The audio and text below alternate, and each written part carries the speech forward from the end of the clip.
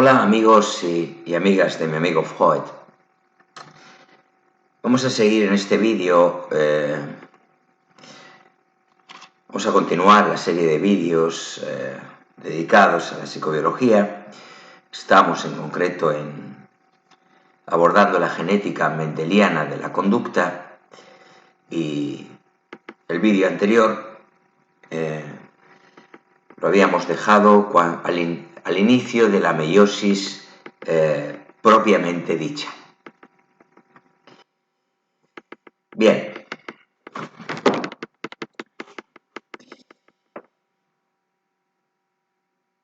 Iniciemos, pues. Describiendo el proceso de meiosis, se podrá comprender mejor el proceso de transmisión de la herencia genética. La clave de la vida es la reproducción, parece obvio. La reproducción consiste en hacer copias de uno mismo. Los organismos unicelulares se limitan a dividirse, de forma que de una célula original salen dos, y así sucesivamente. Pero los pluricelulares no tienen esta posibilidad. De hecho, estos parten de una única célula original llamada cigoto, que por divisiones sucesivas, a las que llamamos mitosis, y diversos procesos de especialización, terminan dando lugar a tales organismos complejos. Puesto que en la reproducción sexual cada progenitor aporta una sola copia de cada gen, es preciso un mecanismo que explique cómo es posible que se formen gametos, que al unirse en la fecundación forman el cigoto, con una sola copia de todos y cada uno de los genes. Nos referimos a los gametos, lógicamente. El cigoto ya tendría dos copias.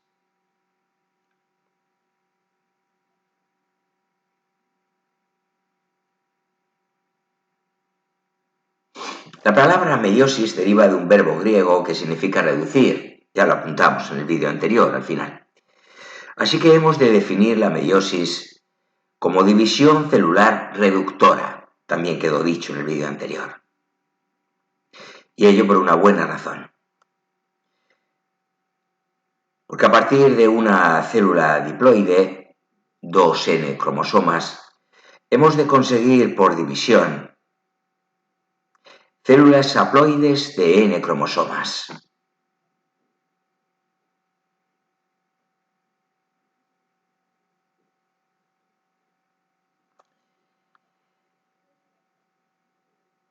Pensemos además que si no tuviera lugar esta reducción en las especies sexuales, iría aumentando el número de cromosomas de una manera exponencial. Si cada cigoto ha de incorporar el total de cromosomas de cada progenitor. Por tanto, lo esencial para nosotros es entender el proceso por el cual se logra formar gametos haploides a partir de precursores diploides.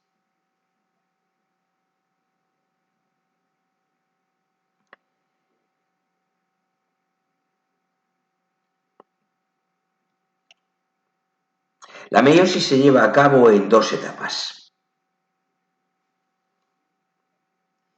La primera consiste en dividir la célula 2N de tal forma que cada célula hija reciba un único y completo juego de cromosomas de la célula madre. Es decir, pase a ser haploide, con dotación N.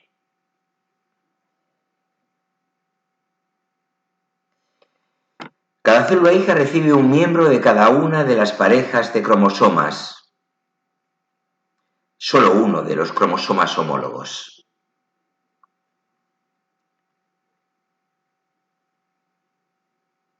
Esta etapa recibe el nombre de meiosis I. Lo recordamos del vídeo anterior.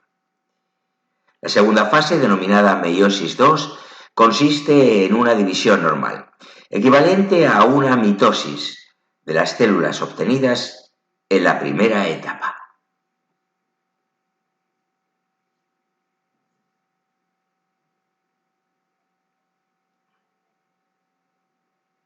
La meiosis I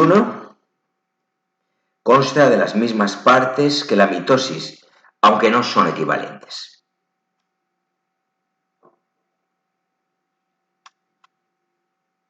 Comienza con la profase I. Estamos repasando un poco lo visto en la segunda mitad del vídeo anterior. Esta difiere de la profase mitótica en un hecho muy importante. Los cromosomas homólogos se aparean 2 a 2, punto por punto, a lo largo de toda su longitud, formando lo que se denominan bivalentes, por estar compuestos por 2 cromosomas homólogos. Se aparean o se emparejan, si se prefiere. También recibe el nombre de tétrada, los bivalentes, en referencia a las 4 cromátidas del bivalente, 2 por cada cromosoma homólogo. Los cromosomas, al entrar en la meiosis, como ocurre en la mitosis, están duplicados y por eso constan de 2 cromátidas cada uno. Tendremos ocasión de detallarlo.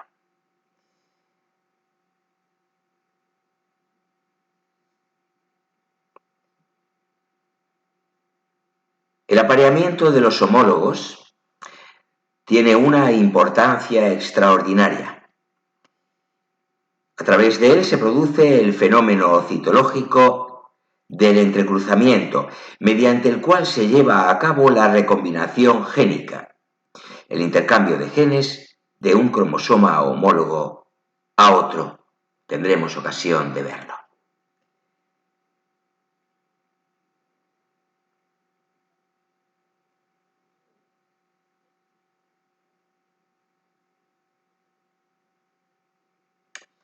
La siguiente etapa es la metafase I. En ella los bivalentes o tétradas, mediante sus centrómeros, se insertan en las fibras del huso adoptando una ordenación circular sobre la placa ecuatorial. Explicaremos todos estos conceptos. La metafase I continúa con la anafase I, en la que, a diferencia de la anafase de una mitosis normal, en la que se separan 2 N-cromátidas, en esta se separan los cromosomas de los bivalentes, emigrando N cromosomas, cada uno con sus 2 cromátidas, a cada polo.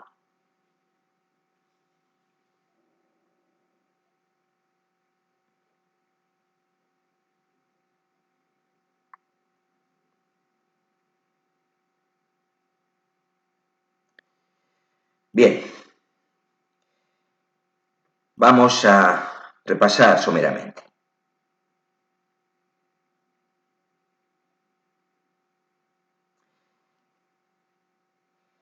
Durante la profase I, decíamos, se produce el emparejamiento de homólogos, a consecuencia del cual se da el sobrecruzamiento, también llamado entrecruzamiento. Da lo mismo. El crossing over.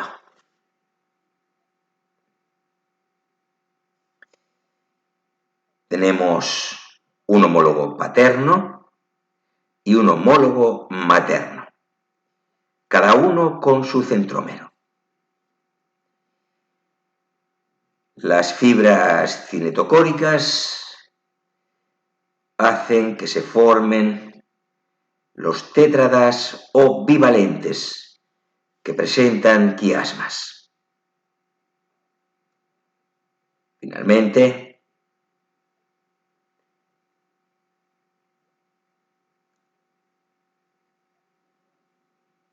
son separados los cromosomas homólogos a través de las fibras cinetocóricas.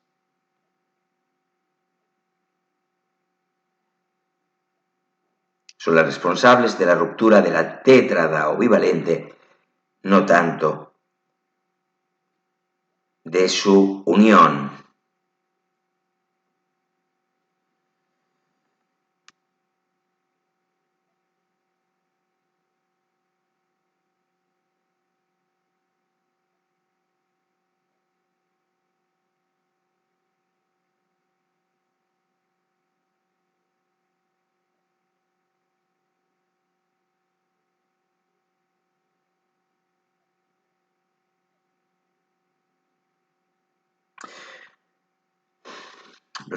Los bivalentes o tétradas se insertan en las fibras del huso mediante sus centrómeros.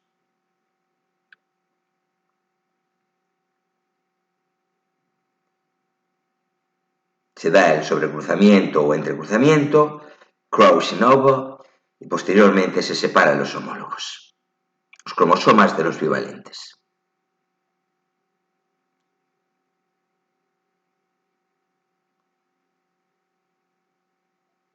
Aquí se separan cromosomas y no cromátidas, como ocurría en la mitosis normal.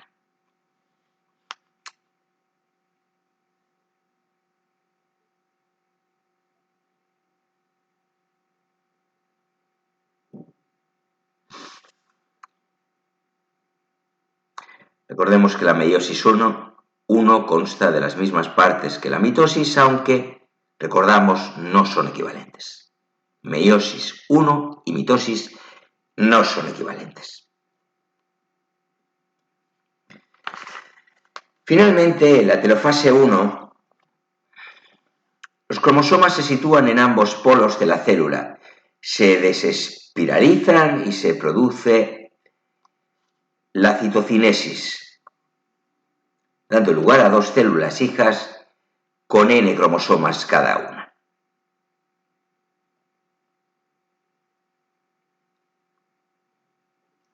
Por haberse reducido el número de cromosomas a la mitad a esta división meiótica, se le denomina también, como hemos apuntado con anterioridad, división reduccional.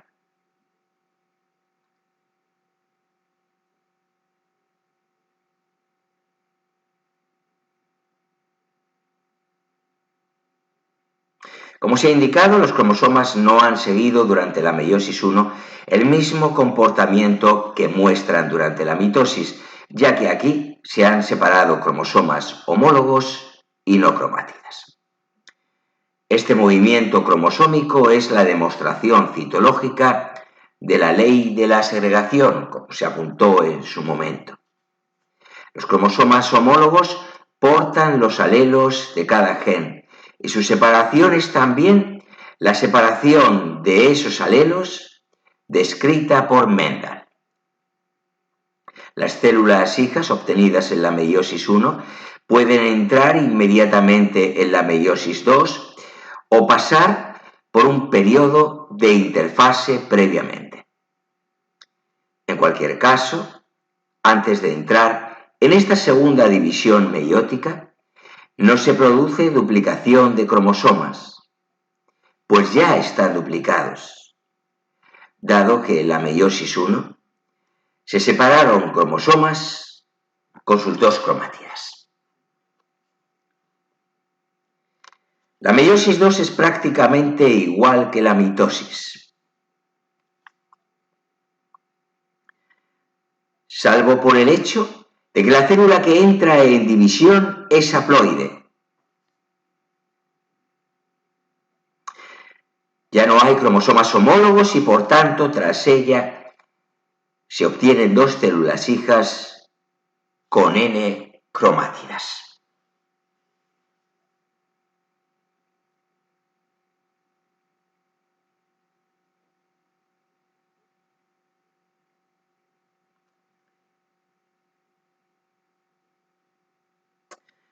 Hablemos ahora de la recombinación y el ligamiento.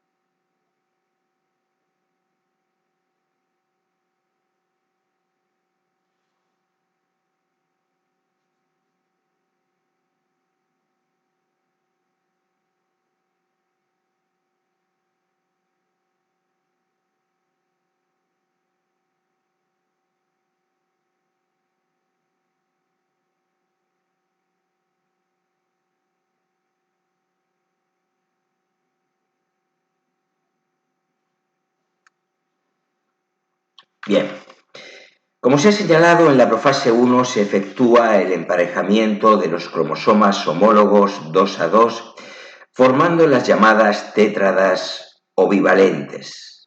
Lo acabamos de comentar hace unos instantes.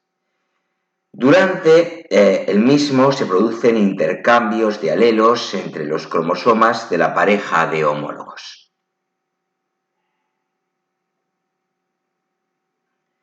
Este suceso se denomina sobrecruzamiento o entrecruzamiento y se pone de manifiesto citológicamente por la aparición entre las cromátidas de los bivalentes de puntos de cruce en forma de X que se denominan quiasmas. Lo acabamos de comentar.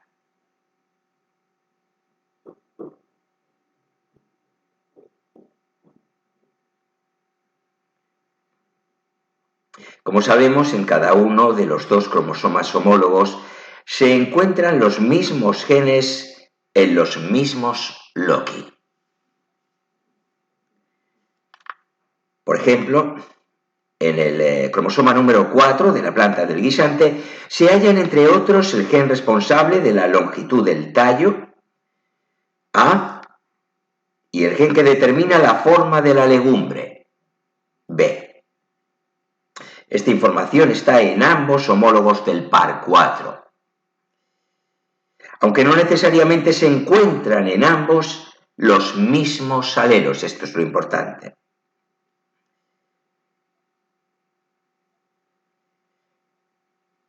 En uno de los homólogos puede estar el alelo responsable del tallo alto, A mayúscula, y el de la forma comprimida de la legumbre, B minúscula. Mientras que en el otro se pueden hallar los alelos que determinan el tallo corto, A minúscula, y la forma de la legumbre hinchada, B mayúscula.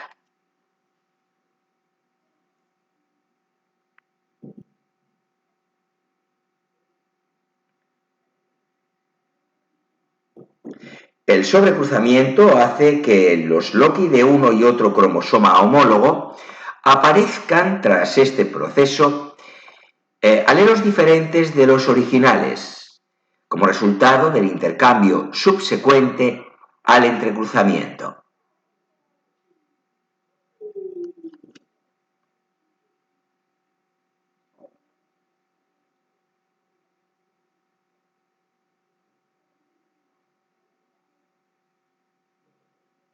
A este proceso, consistente en la combinación de los alelos de los cromosomas homólogos, se le denomina recombinación génica. También lo hemos dicho hace unos instantes.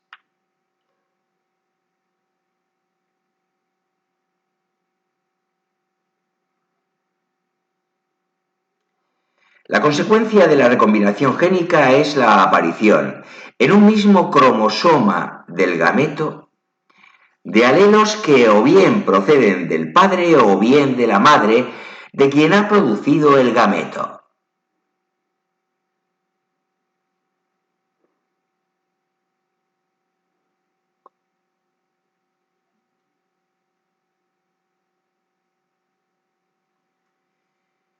La gran importancia de la recombinación génica es la variabilidad que genera.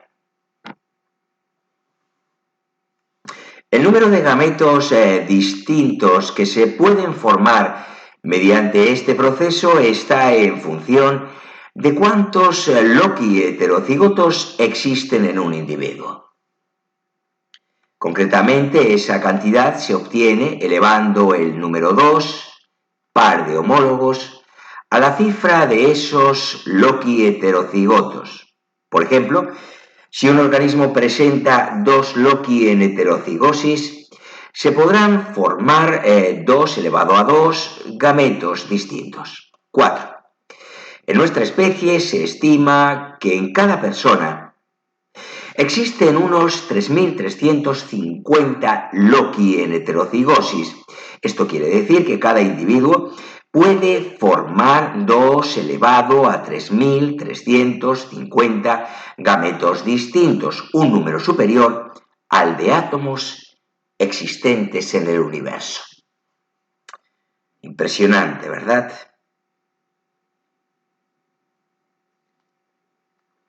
Ello nos da una de las claves del porqué de nuestra individualidad biológica,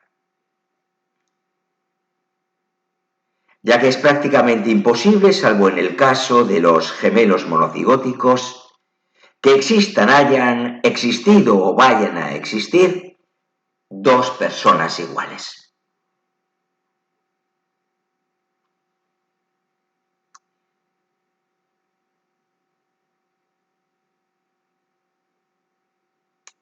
No siempre es posible efectuar intercambios entre los loci de los cromosomas homólogos mediante el sobrecruzamiento, dado que éste se produce a través de quiasmas.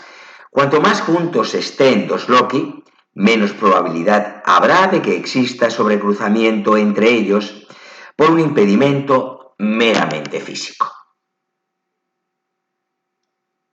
Cuando dos genes tienen nula o muy baja tasa de recombinación entre ellos, se dice que existe ligamiento entre esos dos genes o simplemente que están ligados.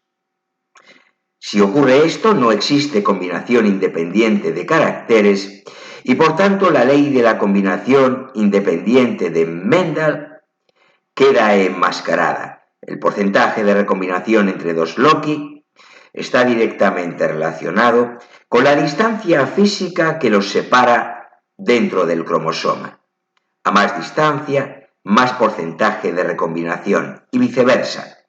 Cuanto más juntos estén, menos porcentaje de recombinación se llevará a cabo entre ellos.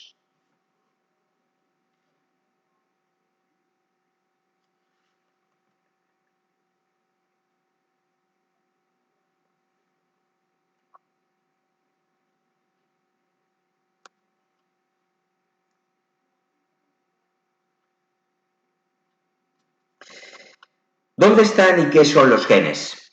El cromosoma eucariótico y la naturaleza del material hereditario.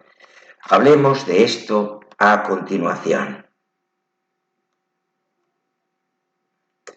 El descubrimiento del ligamiento y la recombinación propios de la meiosis permitió a principios del siglo XX poner de manifiesto que los genes se encontraban en los cromosomas de una forma ordenada.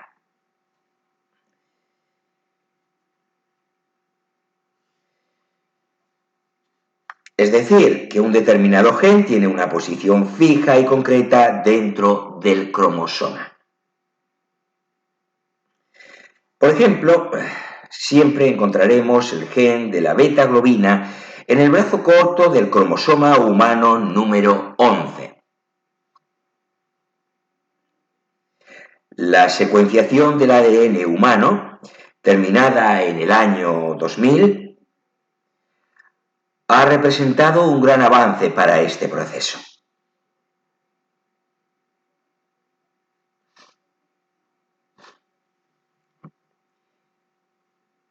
No obstante, solo se conocen hasta la fecha un 10-15% de los alrededor de 20.000 genes que se piensa poseemos.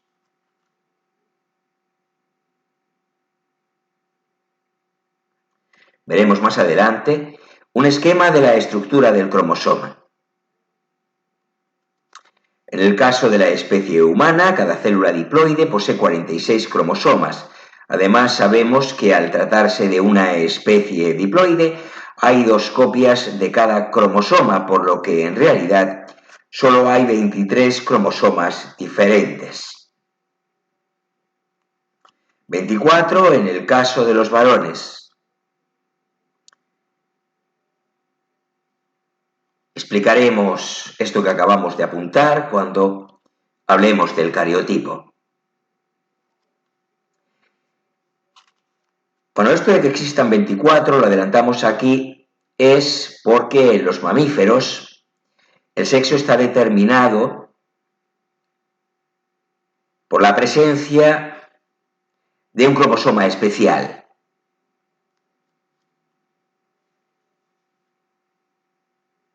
El cromosoma Y. En realidad este cromosoma Y hace las funciones de homólogo del cromosoma X, mientras que en las hembras sí existen dos cromosomas X homólogos.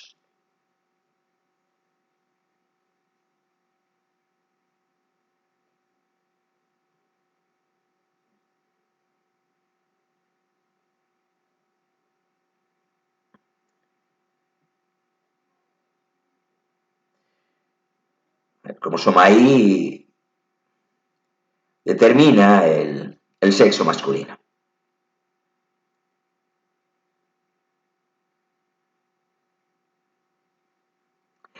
Bien, hagamos un alto en el camino porque vamos a seguir en el próximo vídeo lo iniciaremos con la estructura del cromosoma eucariótico.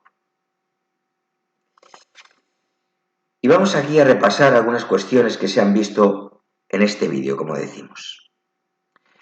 Recordemos que durante la profase 1 de la meiosis, el sobrecruzamiento provoca la recombinación génica, proceso, repetimos, mediante el cual los cromosomas homólogos intercambian trozos, vamos a decirlo así, de ADN que contienen alelos concretos, de forma que los cromosomas resultantes tienen una combinación nueva de alelos. De esta forma, los cromosomas que forman parte de los gametos tienen combinaciones de alelos diferentes de las que tenían los cromosomas de los progenitores. Podemos decir que gracias a la recombinación, cada cromosoma que un progenitor pasa a su descendiente es una combinación de los dos cromosomas homólogos que dicho progenitor recibió de su padre y de su madre. La recombinación génica es tanto más probable cuanto más alejados entre sí se hallan dos genes distintos, puesto que hay mucho espacio entre ellos para que se pueda formar un quiasma. Estamos repitiendo. El locus A está, si nos imaginamos una representación gráfica, está bastante separado del locus B. Y de los loci C, D.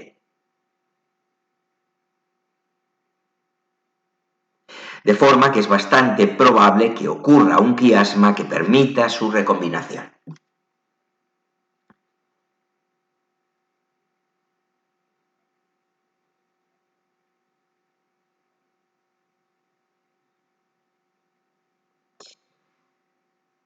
Sin embargo, la distancia entre los loci C y D es tan pequeña que es muy improbable que el sobrecruzamiento se dé entre ellos, ya sea en el caso de que el quiasma se produzca, como en una secuencia que podríamos llamar 1, o como en otra que podríamos llamar 2, cuando se produce el sobrecruzamiento, los cromosomas presentan dos cromátidas.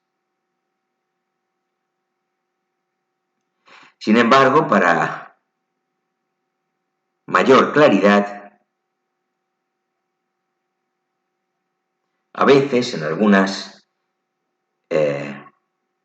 representaciones simplificadas, solo se representa una cromátida de cada cromosoma homólogo.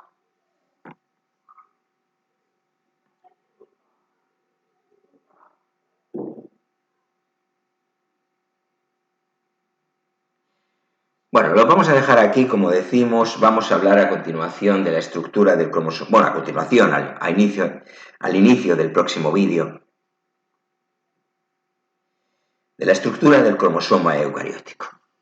Estamos en la media hora de duración, como digo, y cerramos aquí, permitiendo una unidad de sentido y de contenido en este vídeo. Bueno, gracias por vuestra atención en primer lugar, espero que este contenido, este vídeo haya sido de vuestro agrado, útil, interesante, valioso desde algún punto de vista. Si es así, por favor, me gusta. Me permitís de esta manera recibir un feedback muy valioso para mí, para guiar y orientar mi trabajo en el canal, en mi amigo Freud. Os animo a la suscripción, tanto a los asiduos al canal, si no lo habéis hecho todavía, como a los recién llegados en este último caso. Os animo a daros un paseo por los contenidos del canal de mi amigo Freud. Estoy convencido que después de ello pasaréis a formar parte de la gran familia que constituye la audiencia de mi amigo Freud.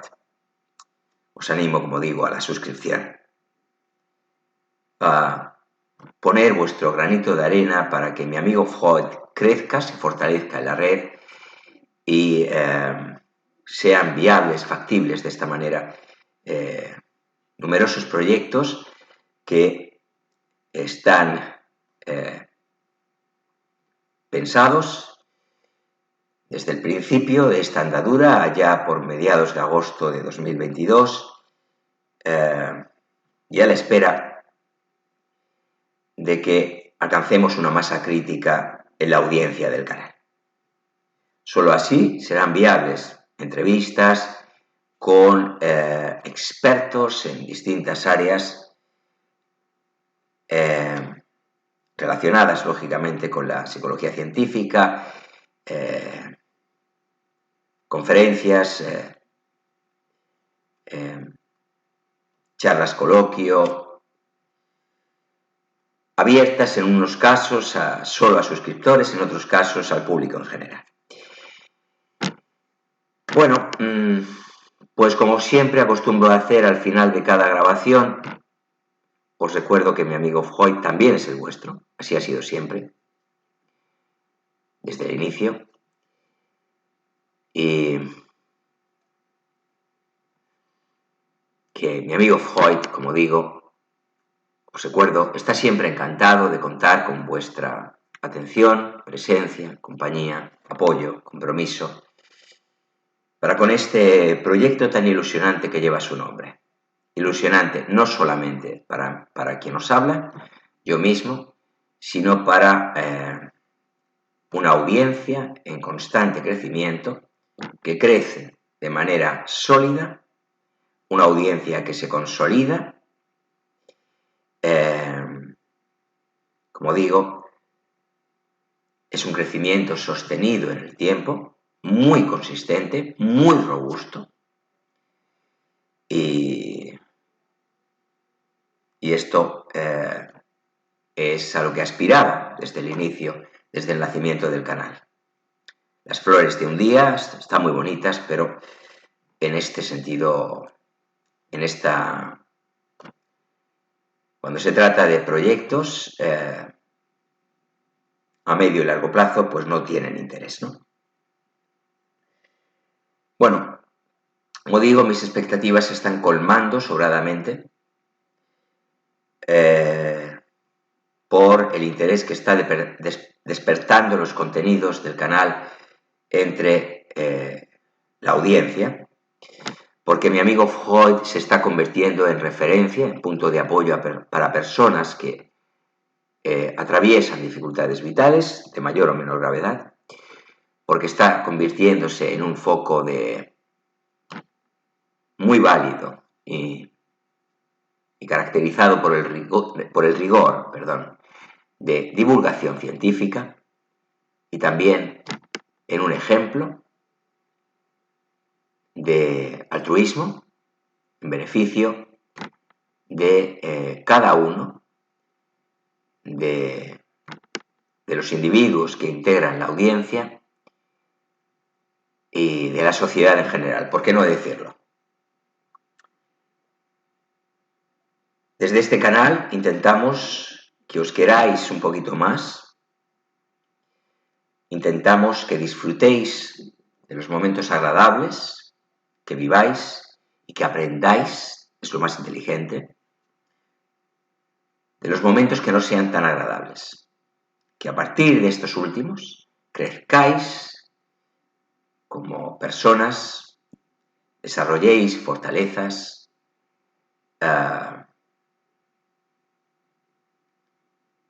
transforméis debilidades,